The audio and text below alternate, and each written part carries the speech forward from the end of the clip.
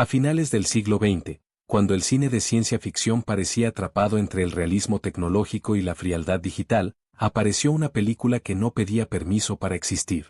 El quinto elemento irrumpió en 1997 como una anomalía luminosa, excesiva y profundamente personal, una obra que parecía venir de otro tiempo y, al mismo tiempo, de un futuro que solo podía imaginarse desde la más absoluta libertad creativa. Detrás de su colorido desbordante y su humor excéntrico se esconde una historia de gestación mucho más larga, compleja y reveladora de lo que la mayoría sospecha. La semilla de esta película no nació en los años 90, sino décadas antes, cuando Luc Besson era apenas un adolescente. Con apenas 16 años comenzó a escribir y dibujar un universo de ciencia ficción que no tenía intención inmediata de convertirse en película.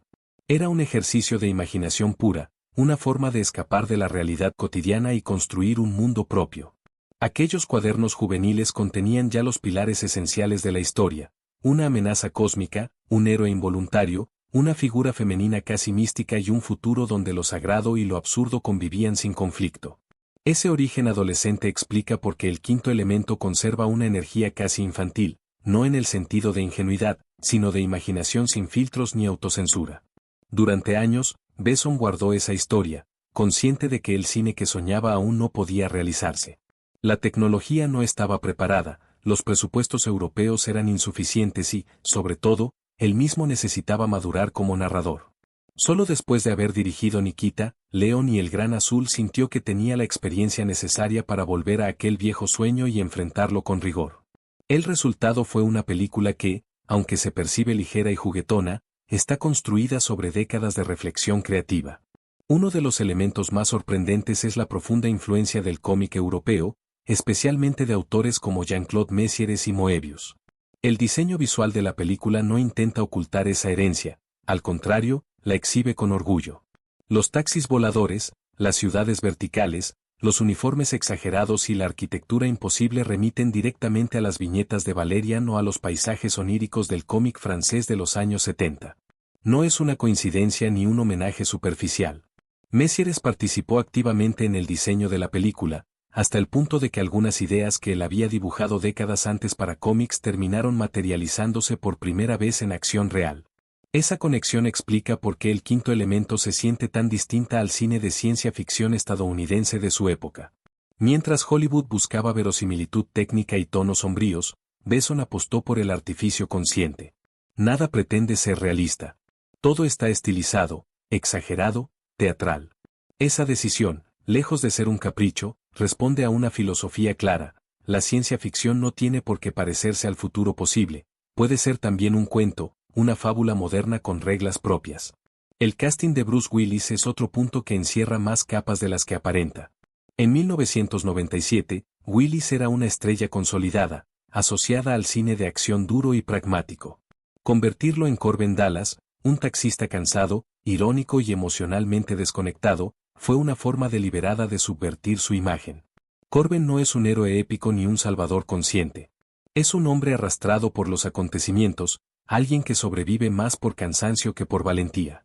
Esa actitud desencantada conecta con el público adulto porque refleja un héroe más cercano al trabajador agotado que al guerrero idealizado. Milla Jovovich, en cambio, encarna el extremo opuesto. Leloo no fue concebida como un simple interés romántico, sino como un símbolo. Su aprendizaje acelerado del lenguaje, su mirada curiosa y su vulnerabilidad progresiva convierten al personaje en una reflexión sobre la humanidad misma. No es casual que, en una película llena de tecnología y violencia, el momento decisivo sea emocional, no bélico. El conocimiento del horror humano es lo que la paraliza, y solo la comprensión del amor la devuelve a la acción. En una época dominada por discursos cínicos, esa apuesta por una emoción casi pura resultó desconcertante para muchos críticos. El proceso de creación del personaje estuvo marcado por una circunstancia personal que rara vez se menciona. Luc Besson escribió el guión pensando en su entonces esposa, lo que influyó directamente en la forma en que Leloo es presentada, fuerte, esencial, pero también frágil. Tras el divorcio, el rodaje se convirtió en una experiencia emocionalmente compleja, algo que algunos miembros del equipo describieron como una película hecha desde una mezcla de amor perdido y nostalgia anticipada. Esa tensión íntima se filtra en la relación entre los personajes, aportando una melancolía subterránea que rara vez se asocia con una obra tan colorida. Gary Oldman, por su parte, aceptó interpretar a Zorg atraído precisamente por su carácter excéntrico. El villano no es malvado por ambición universal ni por ideología, sino por una mezcla de codicia, inseguridad y obsesión con el control. Oldman decidió exagerar gestos y tonos hasta rozar la caricatura, consciente de que la película lo permitía. Ese enfoque convierte a Zorg en una figura casi grotesca, pero también inquietantemente humana. No busca destruir el mundo por placer, sino prosperar dentro de su destrucción, una idea que resuena con fuerza en el contexto empresarial y político contemporáneo. El rodaje estuvo lleno de decisiones arriesgadas. Los decorados se construyeron a gran escala, evitando en la medida de lo posible el uso excesivo de efectos digitales, que en aquel momento aún eran limitados. Esto otorgó a la película una textura física que ha envejecido mejor que muchas producciones posteriores. Los trajes diseñados por Jean-Paul Gaultier no solo vestían a los personajes, los definían psicológicamente. Cada prenda era una declaración de identidad, una extensión del carácter en un mundo donde la apariencia es lenguaje. Nada en el quinto elemento es casual, aunque todo parezca improvisado. Bajo su superficie caótica se esconde una obra profundamente meditada, nacida del cruce entre la imaginación juvenil y la experiencia adulta, entre el cómic europeo y el cine industrial, entre la ligereza del espectáculo y la gravedad de las preguntas esenciales. Y es precisamente esa contradicción constante lo que la mantiene viva, décadas después, como un objeto extraño, fascinante y resistente al paso del tiempo. El sonido, a menudo relegado a un segundo plano en los análisis populares, es uno de los pilares invisibles que sostienen la identidad del quinto elemento. La música compuesta por Eric Serra no busca subrayar la acción de forma convencional, sino crear un diálogo constante con la imagen. Serra, colaborador habitual de Luc Besson, optó por una mezcla arriesgada de electrónica, ópera y melodías casi infantiles. Esta combinación no pretende homogeneidad, sino contraste. Cada estilo aparece cuando la lógica narrativa parece romperse, como si la música recordara al espectador que está dentro de un cuento futurista y no de una predicción científica. El ejemplo más recordado es la escena de la diva Plavalaguna, una secuencia que sintetiza el espíritu entero de la película.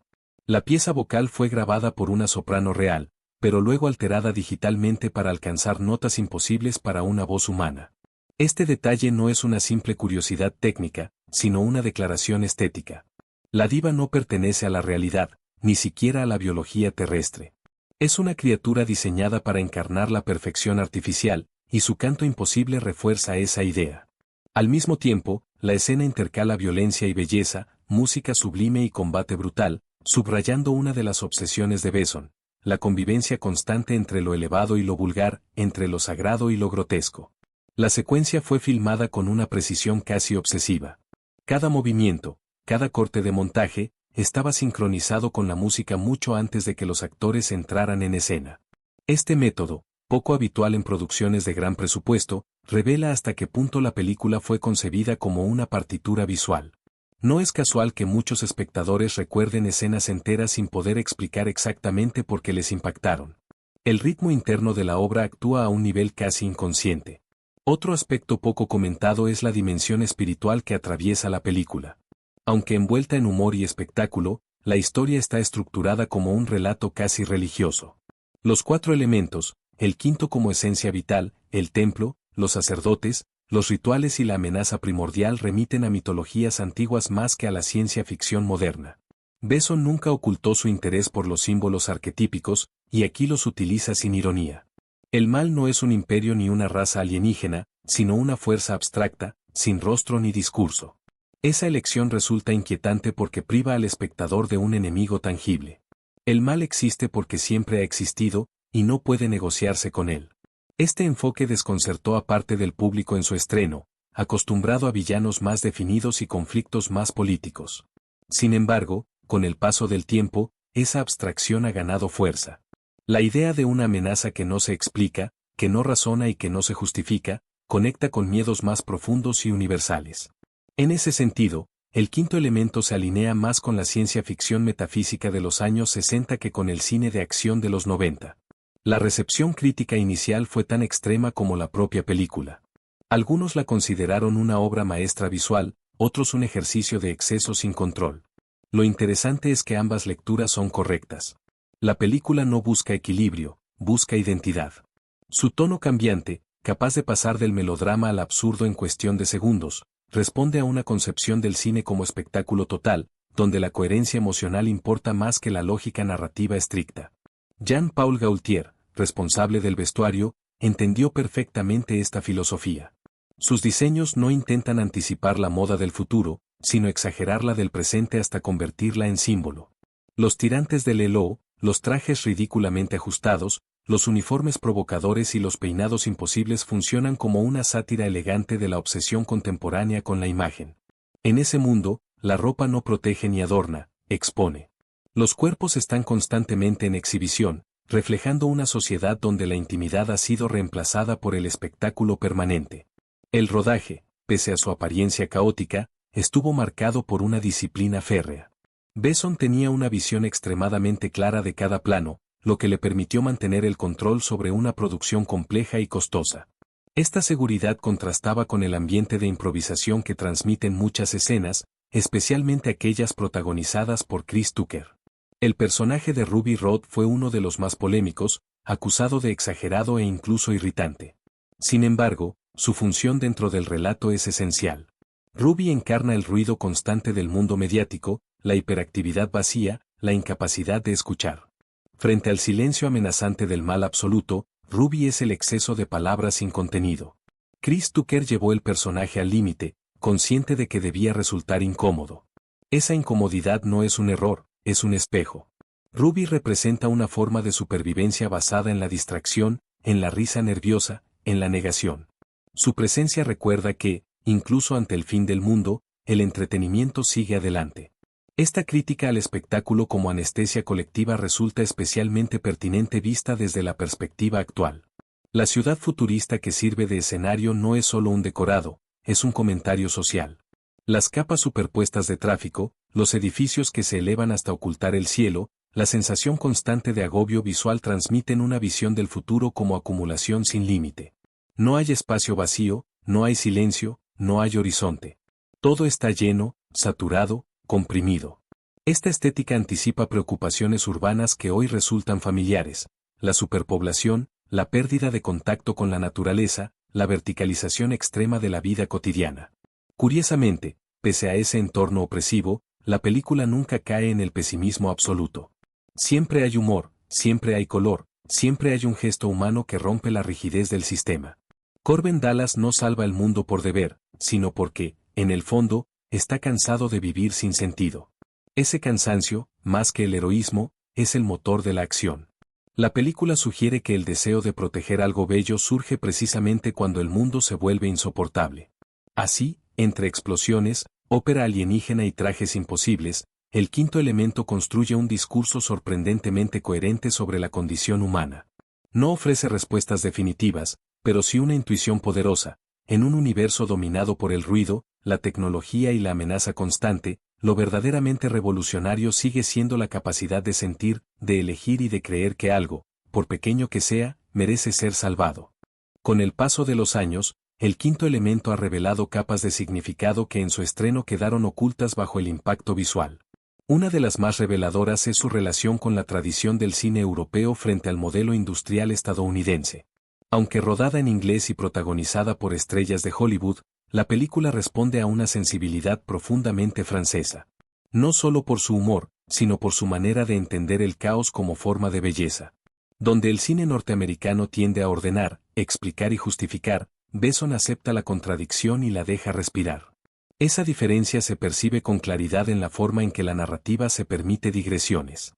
Escenas aparentemente accesorias, como el encuentro con el sacerdote Vito Cornelius o los silencios incómodos entre Corbin y Lelou, no buscan avanzar la trama de manera eficiente, sino construir atmósfera. Es un cine que confía en el espectador, que no teme detenerse para observar un gesto, una mirada o una frase fuera de lugar. Este enfoque conecta con el cine de autor de los años 60 y 70, donde la experiencia emocional tenía prioridad sobre la mecánica argumental. La figura del sacerdote, interpretada por Jan Holm, es particularmente reveladora. Cornelius no es un sabio omnisciente ni un guía infalible. Es torpe, miedoso, lleno de dudas. Representa una espiritualidad imperfecta, humana, lejos de cualquier idealización. Su conocimiento es fragmentario, heredado, transmitido casi por accidente. Esta elección desmonta la figura clásica del mentor y refuerza la idea central de la película: nadie posee la verdad completa. El destino del mundo depende de personas incompletas, cansadas, incluso ridículas. Otro elemento que ha ganado relevancia con el tiempo es la representación del lenguaje. Leloo aprende a hablar devorando información, literalmente. Su conocimiento no proviene de la experiencia, sino de la acumulación instantánea de datos. Este detalle, que en los 90 parecía una fantasía futurista, hoy resulta inquietantemente actual. La película anticipa una paradoja contemporánea: saberlo todo no equivale a entenderlo todo.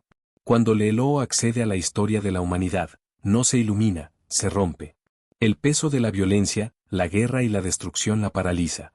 Ese momento es uno de los más audaces de la película porque se atreve a cuestionar el progreso. Frente al optimismo tecnológico habitual del género, aquí el conocimiento no libera, abruma. La humanidad no se presenta como una especie en constante ascenso, sino como un ciclo repetitivo de creación y destrucción. Esta visión, lejos de ser nihilista, prepara el terreno para una conclusión más compleja. Si el conocimiento no basta, entonces lo que importa es la elección consciente de amar pese a todo. La relación entre Corben y Leloo evita deliberadamente los clichés románticos tradicionales. No hay conquista, no hay seducción elaborada. Hay incomodidad, silencios, miradas desorientadas. Corben no entiende a Leloo, y Leloo no comprende el mundo de Corben. Esa distancia es fundamental. El amor que la película propone no nace del entendimiento total, sino del reconocimiento de la fragilidad ajena. En un cine de acción dominado por relaciones funcionales y rápidas, esta torpeza emocional resulta sorprendentemente honesta. El humor, a menudo subestimado en los análisis serios, es otra clave esencial. No se trata de chistes puntuales, sino de una lógica humorística que impregna toda la obra. Los policías incompetentes, los ejecutivos histéricos, los militares grandilocuentes son retratados con una ironía constante. La autoridad nunca es completamente fiable. Este tratamiento recuerda al cine satírico europeo, donde el poder se presenta como una farsa peligrosa. La risa no es evasión, es una forma de crítica. Incluso la figura del presidente, lejos de ser heroica, aparece como una caricatura bien intencionada, rodeada de asesores nerviosos y decisiones precipitadas. La película sugiere que el destino del mundo rara vez está en manos de quienes creen controlarlo. Son los márgenes, los errores, los encuentros fortuitos los que inclinan la balanza. Esta visión del caos como motor narrativo conecta directamente con una tradición filosófica que desconfía de los grandes planes y celebra la improvisación como forma de supervivencia. El diseño de producción, tan llamativo en la superficie, esconde decisiones conceptuales muy precisas. Los interiores suelen ser estrechos, abarrotados, llenos de objetos.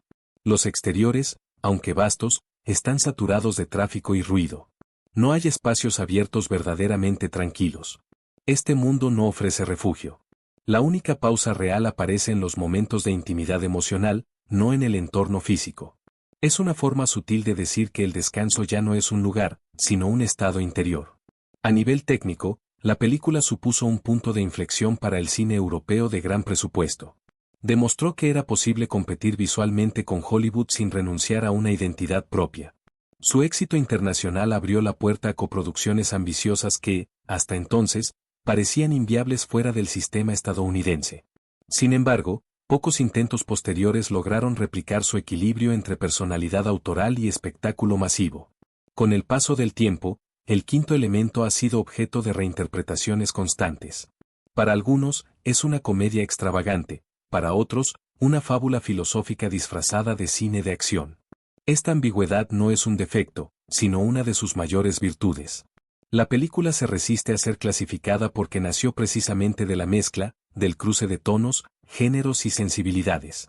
Vista hoy, su apuesta por la exageración resulta casi profética. En una era dominada por la saturación visual, la hiperconectividad y el ruido constante, el quinto elemento parece menos una fantasía futurista y más un espejo deformado del presente. Su mundo caótico, brillante y agotador no nos resulta ajeno. Quizá por eso sigue despertando fascinación, porque bajo su apariencia de espectáculo desbordado esconde una pregunta incómoda y persistente sobre lo que queda cuando todo lo demás falla. Y en medio de ese exceso, de ese universo que parece a punto de colapsar por su propio peso, La película insiste en una idea sencilla y casi subversiva: la salvación no vendrá de la fuerza, ni del conocimiento, ni del poder, sino de una elección íntima, silenciosa y profundamente humana. El paso definitivo del tiempo ha terminado de colocar al quinto elemento en un territorio singular, el de las obras que no envejecen porque nunca pertenecieron del todo a su época. Lejos de convertirse en una reliquia noventera, la película ha adquirido una cualidad casi atemporal, precisamente porque jamás intentó ser moderna. Su estética deliberadamente excesiva, su mezcla de tonos y su rechazo a la sobriedad la protegieron del desgaste. Donde otras producciones apostaron por un realismo que hoy se percibe rígido, esta eligió el artificio consciente, y ese artificio se ha revelado sorprendentemente duradero. Uno de los aspectos más reveladores al revisitarla es la manera en que aborda la violencia. Aunque está presente de forma constante, rara vez se glorifica. Las explosiones, los disparos y las persecuciones están envueltos en un tono casi coreográfico, a veces incluso cómico. La violencia no es una solución, es un ruido más dentro de un mundo ya saturado. Esta distancia emocional evita la fascinación y permite una lectura más crítica. El enfrentamiento final no se resuelve con una batalla épica, sino con una decisión íntima, casi silenciosa, que desplaza el centro del conflicto del plano físico al emocional. La figura del mal absoluto, esa masa oscura que avanza sin rostro ni palabras, sigue siendo uno de los elementos más inquietantes de la película. No tiene ideología, no tiene discurso, no tiene carisma. Simplemente existe. Esta elección, arriesgada incluso hoy, rompe con la tradición del villano explicable y convierte la amenaza en algo casi metafísico. No se puede convencer ni corromper. Solo puede ser detenida. En un mundo obsesionado con encontrar causas y responsabilidades, esta representación del mal como fuerza impersonal resulta incómoda y profundamente perturbadora. El tratamiento del tiempo también merece atención. La película se mueve con rapidez, pero nunca transmite prisa.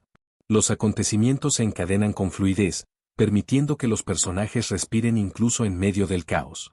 Este equilibrio es fruto de un montaje que prioriza el ritmo emocional sobre la lógica mecánica. Cada escena tiene un pulso propio, una duración dictada más por la sensación que por la función narrativa. Esta sensibilidad, heredera del cine clásico, contrasta con la fragmentación acelerada que dominaría el cine de acción en décadas posteriores. La relación de la película con la idea de destino es ambigua. Por un lado, todo parece escrito desde hace siglos, marcado por profecías y rituales. Por otro, nada funciona sin la intervención azarosa de individuos que no creen en ese destino. Corbin Dallas no actúa movido por la fe, sino por una mezcla de agotamiento y compasión. Esa tensión entre lo predeterminado y lo accidental es uno de los motores secretos del relato. La película sugiere que incluso en un universo regido por fuerzas antiguas, el desenlace depende de decisiones pequeñas, humanas y profundamente imperfectas. El legado cultural del quinto elemento se manifiesta de formas inesperadas. Su influencia no se percibe tanto en imitaciones directas como en la libertad que concedió a otros creadores para mezclar géneros incomplejos. Demostró que una película podía ser a la vez popular y personal, ruidosa y reflexiva, absurda y sincera. Esa lección, aunque no siempre reconocida, abrió grietas en un sistema cada vez más inclinado a la homogeneización. Resulta significativo que, con el tiempo, el público que más la reivindica sea precisamente el adulto.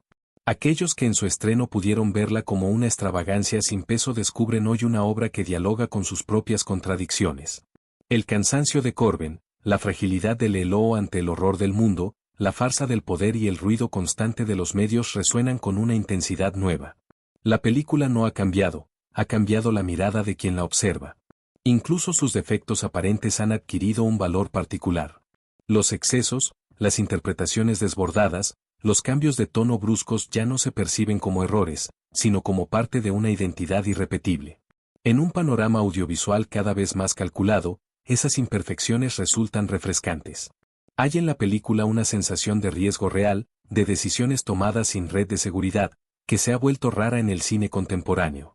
El quinto elemento no ofrece una visión idealizada del futuro, ni tampoco una advertencia explícita. Propone, más bien, un estado de ánimo. Un mundo brillante y agotado, lleno de avances y carente de silencio, donde la humanidad ha progresado técnicamente sin resolver sus conflictos esenciales. Frente a ese escenario, la película no predica ni moraliza.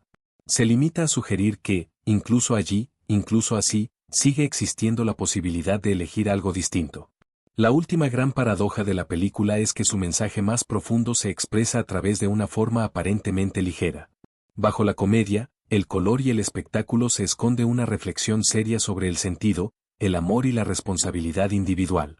No como conceptos abstractos, sino como actos concretos, frágiles y a veces incómodos.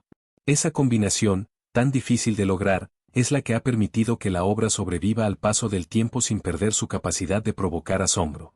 En definitiva, el quinto elemento permanece porque no intenta convencer ni imponer. Invita. Invita a aceptar el caos, a reconocer la belleza en lo extraño, a admitir que el mundo puede ser incomprensible y, aún así, digno de ser salvado. No por obligación, no por gloria, sino por un gesto íntimo que no necesita testigos. En esa elección silenciosa, casi invisible, reside su fuerza más duradera y su lugar definitivo en la memoria del cine.